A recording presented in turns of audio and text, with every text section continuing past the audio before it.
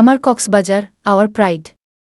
Word ওই gym ওইগুলোতে পরে যাবো আর কি, কারণ এখানে অনেক আপনার টুরিস্ট যারা আছে, গেস্ট আছে, তারা অবশ্যই জিম করলে মানে মানে নিজেকে ভালো মনে করবে আর না, আমি বলতে চাই মাসে 2-3 বার আইবেন আপনি ইনশাল্লাহ ইনশাল্লাহ অবশ্যই আসবো। দর্শক শুনলেন তো? আর না, সত্যি কথা যে আমাকে অনেক দিন অনেক বছর থেকে বলছে আর কি যে আসার জন্য। যখন কথা হয় ঢাকার সাথে জাহাঙ্গীর ভাইয়ের সাথে অনেক বারবার কথা হয়েছে, কিন্তু বাট মানে আসা হয়নি। তবে এবার এসে কি বলবো যে এরকম আপ্যায়ন, এরকম আত্মীয়তা মানে উনি শুরু থেকেই করতো। যখন আমরা চলচ্চিত্র করেছি, ওনার প্রোডাকশনে যখন কাজ করেছি, এটা কে কে খাইলো, কি করলো না করলো না, কোনো সময় কোনো রকম এগুলো দাবিদার ছিল না। যার মানে যে শিল্পী বা টেকনিশিয়ান যেটা বলছেন আমি এখন এটা খাবো বা এটা করবো, আসলে বলবো কি, একটু আগে বললাম ওনার মনে, উনি তো সব দিক দিয়ে মানে গুণান্বিত, মনের দিক দিয়ে মানে বিশাল, সমুদ্রের চেয়েও বোধহয় বিশাল হবে আর কি, আল্লাহ রাখছে না। তো তারপরে একটা মানে বলছি যে আপনার তো জন্মস্থান কক্সবাজার, আপনার কি করে মনে হলো যে আমি চলচ্চিত্রে যাই, বা মার্শাল আর্টটা প্রথমে কিভাবে শিখলেন? আমি অনেকবার বলা হয়েছে, কিন্তু এই জিনিসটা আমাকে তো আমি তো জানি না, অনেকবার বলা হয়েছে কিন্তু বলি নাই। আপনাকে বলি, মার্শাল আর্ট আমি ছোটবেলা থেকে মার্শাল আর্ট নাকি মারামারি পছন্দ করতাম, খুব দুষ্ট প্রকৃতি ছিলাম। তো এই আমাদের বাড়ি উকিয়ার থেকে আগে তো বর্মা যাওয়া আসা করতো, আমাদের আত্মীয় স্বজন ছিল। আমি বেড়াতে গেছি, আমার এক আত্মীয় ছিল, তার এখানে দেখি এগুলি শিখাচ্ছে, শিখেছে, ভর্তি হয়ে গেছে। আমার বয়স 9-10 বছরের জন্য এই ভর্তি প্র্যাকটিস করতে করতে করতে এইটার ভিতরে আমি যতদিন প্র্যাকটিস করছি কোনোদিন একদিনও ক্লাস মিস করি নাই। শিখা এক্সপার্ট হইয়া তারপরে ব্ল্যাক বেল্ট দেন পাওয়ার পরে আমি মনে করলাম যে আমার দেশে এটা করা উচিত। সাথে সাথে দেশ স্বাধীন হয়ে গেল। আমি এই সময় এখানে ছিলাম না, ওখানে ছিলাম 72-তে। যখন মানে যুদ্ধ শুরু হলো তখন কোথায়? ওখানে আমি মার্শাল আর্ট শিখেছি, মানে কক্সবাজারে না, ইয়াতে আপনার বর্মাতে। বার্মাতে মার্শাল আর্ট শিখেছেন বার্মাতে? তারপরে আমি ফিল করলাম যে আমার তো দেশে ঘোরা উচিত, এটা আমাদের দেশে নাই।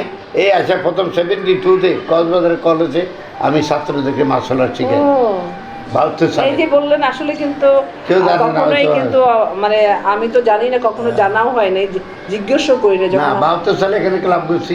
এরপরে 74-এ আমি চিটাগাং সিজিগাবি ফাইটার গাড়ি ক্লাব করলাম। তারপরে জাতীয় প্রশিক্ষক 79-এ। এই জাতীয় প্রশিক্ষক দেওয়ার পরে এই ফিল্মের লোকজনের সাথে আমার পরিচয় হয়।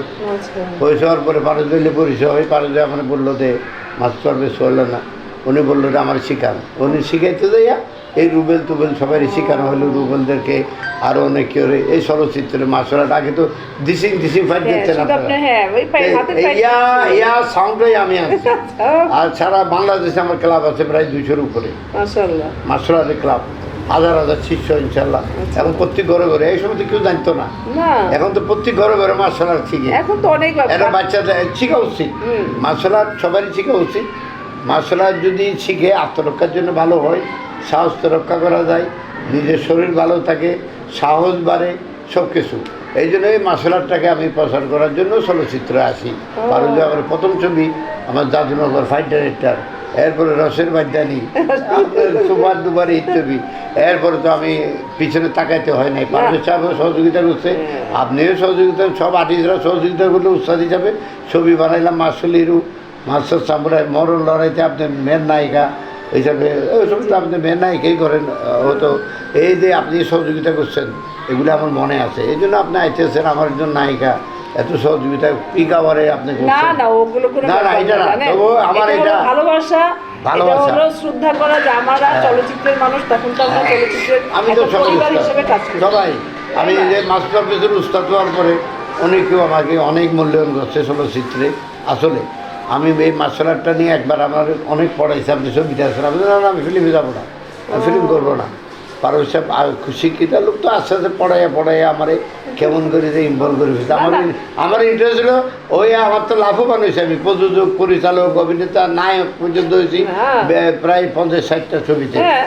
নটেযোগ ফাইট ডাইরেক্টর হিসেবে প্রায় 200-এর উপরে অনেক ছবিতে করেছেন আপনি, নিজের ছবিতে তো নায়ক করেছেন। আমার সব ছবিতে আমি নায়ক, সব কিছু পারি, সবগুলো কেন্দ্রীয় চরিত্র, হ্যাঁ কেন্দ্রীয় চরিত্র করেছেন। আমি কিন্তু আসলে প্রথম যখন আমরা একসাথে কাজ করেছি বা আপনি আমার বাংলা চলচ্চিত্রে ছিলেন, আমিও ছিলাম, তখন কিন্তু আসলে পার্সোনাল লাইফ নিয়ে কথাবার্তা হতো না। হয়তো সব কোথায় সময়ও নাই। আপনাদের 1 ঘন্টা শুটের বাইরে পরিচালক পাগল হয়ে যেত। তো সেটাই। আমি দেখছি না নিজে, হ্যাঁ। 1 ঘন্টার ভিতরে 2 ঘন্টার ভিতরে শুটিং করে আবার আরেক পার্টির কাছে যাচ্ছেন। এটা আনন্দই ছিল, চলচ্চিত্রের ভালোবাসা ছিল একজনের প্রতি একজন। এখন তো সে ভালোবাসা নাই। আজকাল যারা শিল্পী হয়েছে তাদের বদনাম করতেছে না, তারা ওইটুকু পায় নাই। আমরা যেটা পাইছি ভালোবাসা, একসাথে মিলামিশা, শুটিং করা, আনন্দ করা। এখন তো শুটিং করা মানে যুদ্ধ করতে যাচ্ছে এরা। আসলে আমরা যুদ্ধ করি না এই সময়, আমরা না। শুটিং করছি, আনন্দ করছি, আনন্দ করেছি। সব কিছু করছি। এর মাধ্যমে ফিল্মের মাধ্যমে অনেক কিছু পাইছি আমরা। জি জি জি।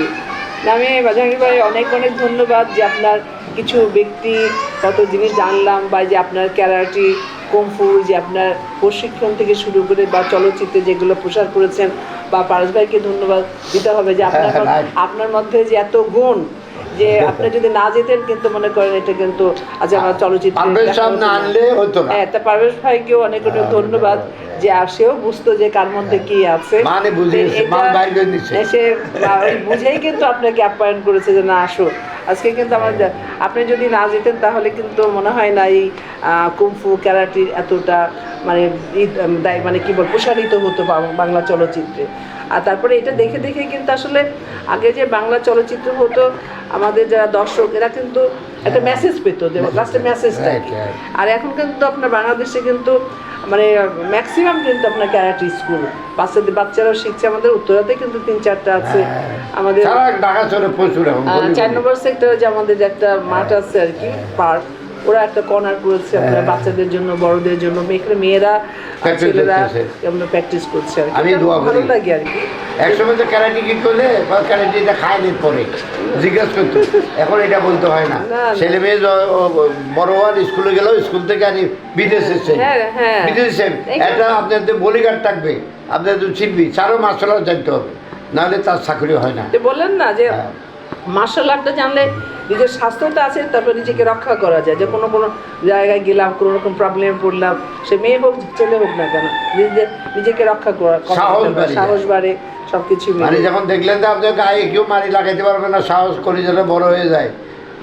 সমুদ্রের কথা বললাম, সমুদ্রের মতো হয়ে যায় না। এটা আসলে আপনাকে অনেক অনেক ধন্যবাদ, পারস ভাইকেও অনেক ধন্যবাদ যে পারস ভাই যদি আপনাকে রিকোয়েস্ট না করতো তাহলে আজ মার্শাল আর্ট কিন্তু হয়তো না, রুবেলে জন্ম হইতো না, পারভেজ সাহেবের না হলে এই মার্শাল আর্টের ডিসিং এ তাকে যেত। পারভেজ সাহেবের অবদান আছে, আমি এটা চেয়ে না। তারপরে এটা যখন এই চলচ্চিত্র দেখেই কিন্তু আমার মনে হয় যে আজকে আমাদের বাংলাদেশে ঘরে ঘরে মার্শাল আর্ট আপনার স্কুল। একদিন বলছিলাম আমি শিখার স্কুল করে, একদিন বলছিলাম, ওরা এটা মানতে চায় নাই অনেক লোকজন।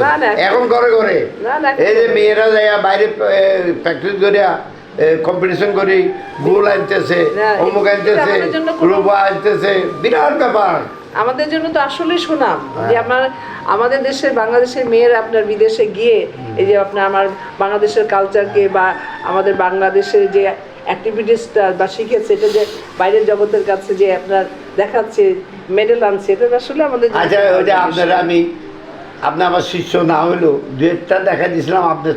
অবশ্যই শিষ্য না, যেটা মার্শাল আর্ট করলেন আপনি ফাইটটা, আমি তো এখনো বলতে পারি না। একটা মেয়েরা 1 বছর 2 বছর 5 বছর করেও পারবে না। ওই যে মরলাটে যে একটা নাচা করিয়ে ফাইট করলেন একটা গ্রুপের সাথে, আমি তো বলবো, আমি একটু দেখা দিয়েছিলাম আপনাদের। এটা তো আপনি দেখানোটাই তো বলে গুরু বলে, বুঝলেন? অবশ্যই না, এটা দেখানো অনেকে পারে না। বা ক্যারাটি যেটা আমি যে স্পোর্ট আপনাদের দেখা দিয়েছি, দেখেছেন হয়তো। হ্যাঁ, এটা হয়তো আমার ছিল, হয়তো আমার নেকটা ছিল, আমার ইচ্ছা ছিল, সাহস ছিল, যার জন্য কিন্তু মনে করেন যে আপনি দেখিয়েছেন। অবশ্যই শিক্ষা, এই শিক্ষাটা কিন্তু আপনি দিয়েছেন। অবশ্যই ক্যারাটির জন্য মার্শাল আর্টের যতটুকু আমি করেছি, এটা শিক্ষাগুরু কিন্তু আমি আপনাদের ওই সময় দেখছি যে আমি তাকে দেখলাম যে একটু দেখাই দিলাম, এটা যেভাবে আপনি নাচা ঘুরে ফাইট করলেন, মানে মারাত্মক। এখন সবাই দেখেন, আপনি দেখেন মরলারের এই ফাইটটা, তখন মনে হয় ফাইটটা ওটা আপনি দেখবেন। আমি মাঝে মাঝে দেখি, এটা দেখার মতো। না না, আপনি তো ছবি এরকম করে দাঁড়ায় নাচা ঘুরাইতে মানে 10 বছর তারা প্র্যাকটিস করে তারা ফেল। আর আমি তো তখন ঘোড়ার মানে আমাদের বাংলা চলচ্চিত্রের মনে হয় আমি একমাত্র যে মানে ঘোড়া চালানোর বেশি ছিলাম আপনি সব ছিলাম পারতেন। আর কি। Fight, আর তারপর ঘোড়া পিস্তল, তারপরে আপনার কি বলে কস্টিউম ছবিতে আপনার যে তরল ফাইট। না না, আপনি এই তোরার ফাইটটা ব্যাপার না, আপনার না, যে না, fight এটা করেছি মুভমেন্ট, হ্যাঁ। আপনি ফাইটও ভালো করতেন, ডান্সও ভালো করতেন, আপনি তো ফিগারও ওরকম ছিল, এখনো আছে। কিন্তু আপনি যে গান রসের বাদ্যানি দিয়ে কি সুপার ডুপার ছবি হয়েছে করবার বাইরে। তো আমি বললাম যে একদিন আব্দুল্লাহ আমার বেশি ঘনিষ্ঠ নয় শুনে, তা আমি রসের বাদ্যানির প্রডিউসার ডাইরেক্টর ছিল গিয়া সবদালি বিয়া, প্রডিউসার ছিল তো আপনার ডালি, আপনার হ্যাঁ। তো এই আমি বললাম যে আজকে অনেক মেয়ে দুলালি তুলালি এসব মেয়ে এক্সট্রা দাঁড়া দিয়েছে, অনেক মেয়ে। আমি ওই ইয়ারে সম্রাটির বললাম যে ভাই আমার খুব আদর করতে উনি, তা বললেন যে এইটা এগুলি এত মেয়ে দাঁড়া করে আসছেন। কয় মেয়ে বুঝবেন নি আপনি, রসের বাদ্যানি মানে রস করতে হবে। ভালো লোক ছিল, ভালো actor ছিল, আর মানুষের এটা বুঝতো যে মানুষরা দর্শক কি চায়। এটা কিন্তু এগুলো এখানে দায়িত্বটা আমরা বুঝি না এখন, ওনার বুঝে। উনি ফোক ছবি কিন্তু ম্যাক্সিমাম বানিয়েছে, কিন্তু ওই সবগুলো সাকসেসফুল, একদম সব সাকসেসফুল। উনি বুঝতে পারতো যে দর্শক এই ধরনের ছবি করলে কোন জিনিসটা দর্শক পছন্দ করবে, এটা কিন্তু উনি তুলে আনতো আর কি ছবি। তাও জাহাঙ্গীর ভাই চলেন, আপনার তো মাশাআল্লাহ আল্লাহ মানে আল্লাহর রহমত, আপনি যে একদম পুরো যে আপনি রিসর্ট উইথ আপনার বাড়ি, মানে আমি বাড়িটা দেখে মুগ্ধ হলাম এই জন্য আরো যে একদম পুরোনো আমলের ট্রেডিশনাল কাঠের তৈরি, আপনার ফ্লোরটাও কিন্তু কাঠ, হ্যাঁ ফ্লোরও করেছেন কাঠ দিয়ে। এটা কাঠগুলো কিন্তু আমার দেশি মনে হচ্ছে না, বিদেশি কাঠ এগুলি সব জাহাজে। ও যার জন্য এত পোক্ত, লোহা তো সত্য এগুলি, হ্যাঁ লোহা তো সত্য। আপনি যে সিঁড়ি দেখলাম, চলেন না সিঁড়ি নামেন ভাই।